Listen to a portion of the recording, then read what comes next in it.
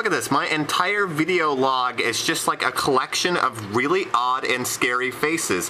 Why would anybody ever, like, if you were to just see these pictures, why would you watch my videos? It's just like, look at me. Is there any of these where I am making a normal face? No, none of them, except for the Disneyland one, but that's because that's not my face, sadly. This week I actually wanted to talk about something that's very personal to me, which is the entire concept of movies and fiction, books, music, video games, eventually transcending their roots and becoming a part of your life. Which is something that I know some people are going to say, if that's what is driving your life, then you have no life. But let me hear me out here for just 1 second. Just give me a second here.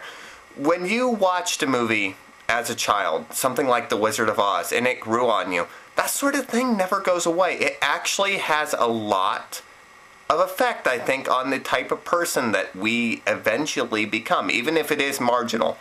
Films like Star Wars, The Lord of the Rings, other sorts of things for me when I was growing up, they really did have this overall effect, I think, on the sort of personality that I ended up developing, which is something that's really astonishing when you think about it, that somebody can create a fictional character that ends up transcending just being a character, where they end up feeling like real, genuine flesh and blood characters. People in our lives that we actually know, which is why people get so upset when these sequels come along, or these remakes, or these reimaginings of characters that we already know that we don't want to get screwed with. I mean, so many people were upset when the most recent Indiana Jones movie came out, the Star Wars prequels. Lots of people get bent out of shape because if something isn't given the proper justice that they feel it deserves, and I felt like there's so many childhood icons that I felt they've kind of gotten the shaft over the years, then it feels as if a friend is getting beat up or stabbed or like raped, as South Park would put it. You start to think about the films. For me, I started like making a mental list in my mind of the movies that I really feel are now a part of me, that you can remember the feeling you felt watching it. You can remember entire monologues and portions of the entire experience, and they repeat in your mind during particular moments in your life where all of a sudden this becomes a universal relatable experience. It's not just a scene anymore. This is something that you had gone through. The same sort of experience that the characters had are also a part of your experience now. I remember as a kid watching Star Wars: Return of the Jedi.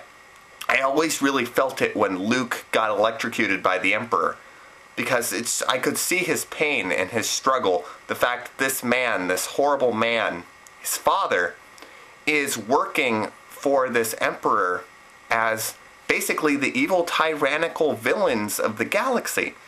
And he's wrangling on the floor in pain, like getting zapped and electrocuted and screaming, "Father, please help me." And that scene always stuck out for me.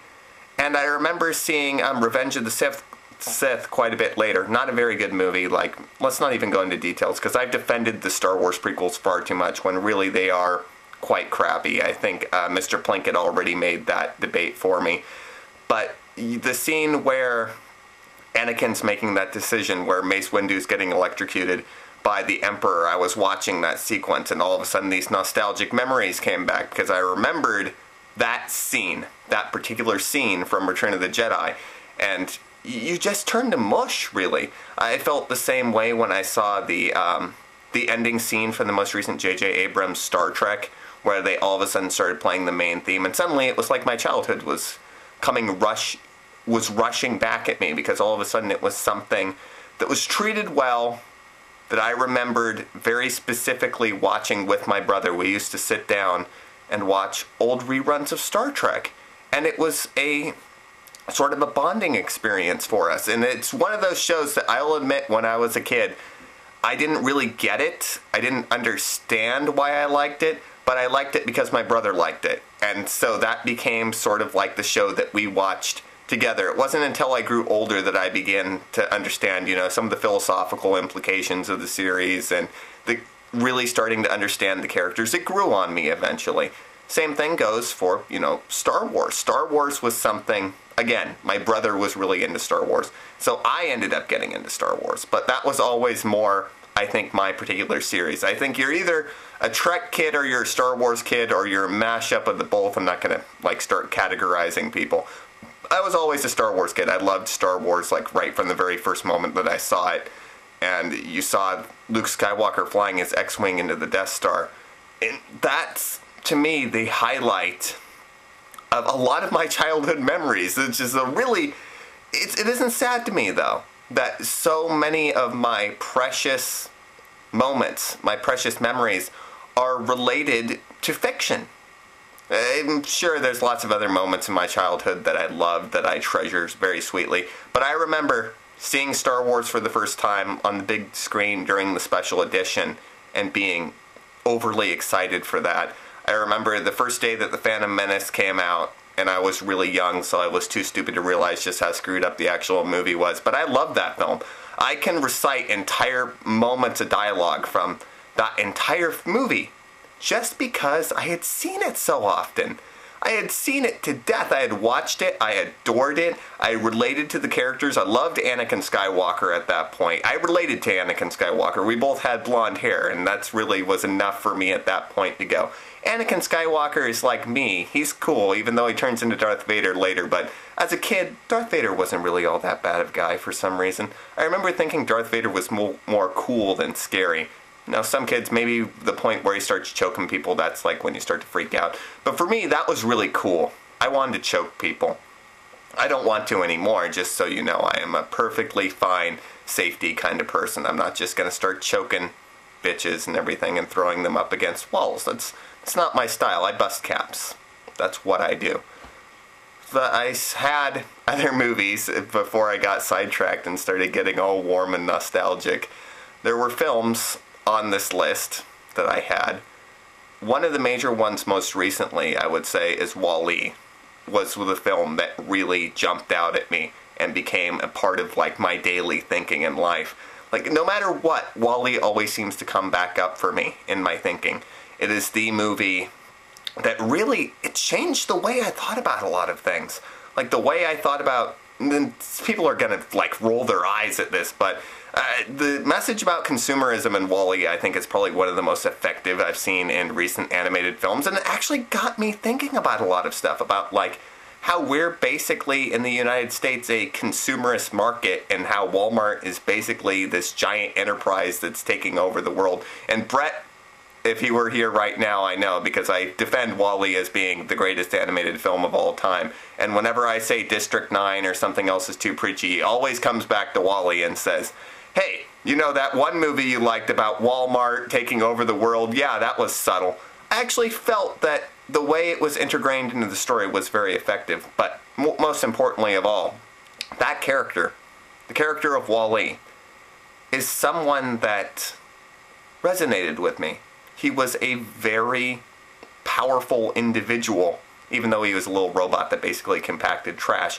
I saw so much of myself and who I wanted to be in that character. Suddenly, I just was looking at him going, oh my god, he's all alone in this giant wasteland of our own creation. And finally, he falls in love. And his life has now come full circle. He doesn't expect all that much. He's not a greedy person. He's not someone who, like, you know, wants to take over the world. All he wants is his little, you know, trash compactor place with all of his little trinkets and collectibles. And I relate to that a lot because I love collectibles. And his girl. And that's all he really expects out of life. But through that attitude, he changes the world. I just love the whole message of that entire film. It is truly one of the Pixar masterpieces in my mind. As far as music is concerned, I don't think I even need to talk about Pink Floyd, The Wall, and Dark Side of the Moon and how much of an impact it had on me as far as my music tastes. But my mom used to listen to this stuff all the time. And again, this is connecting back to childhood.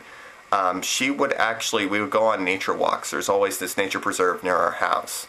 And it was a really gorgeous place, actually. And she would have her headphones out, and she would listen to The Wall as we were walking in the nature preserve. And then she would start playing bits of the album in the car as well. So I had actually gotten used to the songs as I had been growing up. And then eventually when my dad had cancer, I decided to pick it up again because I remembered hearing it when my mom was going through a Pink Floyd phase. And suddenly, living out in LA, I had the sounds of Pink Floyd pretty much embedded in me, where it became everything was relatable to Pink Floyd. Every single concept, every single little piece of writing that I read. I would listen to Pink Floyd while reading the most recent Harry Potter book. I don't remember which one it was. I think it was number 5 that came out at that point. And I would listen to The Wall while reading it, which you'd think would be very distracting, but I had ended up knowing the CD so well that it didn't really matter, and it just ended up adding to the Potter experience. And most definitely Great Gig in the Sky is one of those songs that whenever I listen to it, and this is no words. There's no words in this song. All it is instruments, like that sort of freaky synthesizer sound, and screaming. But it's screaming that represents so much just within the span of 3 minutes. It means hope, it means orgasm, it means happiness, it means childbirth. I mean, and it changes so frenetically, and it's so organic the way this screaming sort of builds and changes and morphs that it's enchanting. And I'm sure that song means a lot of different things to different people because it doesn't necessarily say straight out what it is about, although at the beginning before it starts they say, "No, I'm not afraid of dying. Any time will do. I don't mind. Why should I be afraid of dying? There's no reason for it. We've got to go sometime." So I sort of see it as somebody's life flashing before their eyes as presented through beautiful, beautiful Pink Floyd music. But, you know, that's my interpretation. As far as video games are concerned, I know somebody's going to laugh at me about this, but Final Fantasy X was definitely one of the ones that ended up sticking around with me for a very long time because I hadn't played any of the other Final Fantasies before this point. And I most certainly wasn't into RPGs, and I was, I think, 12, maybe 13. No, I think I was around 12 when I first played Final Fantasy X. And to me, I was just absolutely enchanted by the idea that this was a game about real people, about a story. And I know Neverchris talks about it as he's said numerous times, it's kind of like the Wonder Years, but for me that's kind of like, I guess it's nostalgia clouding me again, because whenever I look at Final Fantasy X, I can't help but get these warm feelings of, oh my god, what a great story. That story really had a huge impact on me, because I didn't know about most of the JRPG cliches, or most of the stuff that it was recycled from other games, and how the combat related to all the other games that had come before it. None of that came to mind. All I cared about was whether Titus and Yuna were going to actually end up together in the end. And the ending is so bittersweet and absolutely 100% satisfying that it is definitely the #1 video game experience that I think is going to stick around with me for many, many years to come. Alrighty, so I could go into books. Should I go into books? Harry Potter.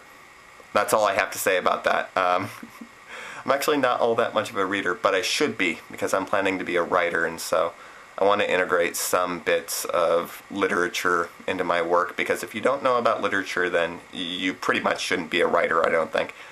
Alright, but what are some of your most fond memories as far as stories and stuff that broke through to you and ceased being stories and started becoming a part of your life? And really, what are the fictional elements, songs, whatever, that you ended up having a relationship with? Alrighty, so I'll just leave it at that. This is actually kind of serious this time. This is MPig, and I am signing out. Okay, I just made it not serious because I'm awesome.